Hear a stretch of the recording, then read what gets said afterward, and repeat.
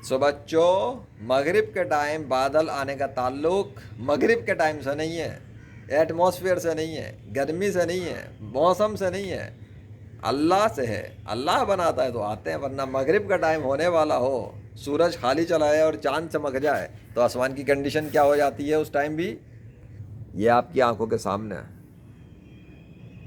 अब बादल तलाश तो करने पड़ेंगे ना, करने पड़ेंगे ना। मेरा मतलब ये नहीं कि बादल हमेशा के लिए चले गए, मतलब ये कि यार तलाश तो करने चाहिए ना बादल। वैसे सीधी बात है, आज ही दोपहर में मैं बादलों की बात करके गया हूँ और आज ही बादल नज़र नहीं आ रहे। मतलब परिंदे साफ, चांद की कंडीशन साफ, सूरज साफ सुथरा चला गया, लेकिन बादल नहीं आ सका। और बल्कि दोपहर में तो ऐसा लग रहा था अभी बादल आना शुरू होंगे, अचानक से आएंगे बहुत सारे, पर बहुत सारे तो दूर।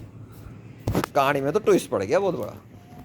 मैं कोई आजू बाजू में कोई तो बड़े बड़े वाइट वाइट टुकड़े उड़ते, कोई उड़ते भी गायब हो गए। भाई हमने तो दिखा दिया आपको, ये तो मगरिब के टाइम के करीब की सीन था।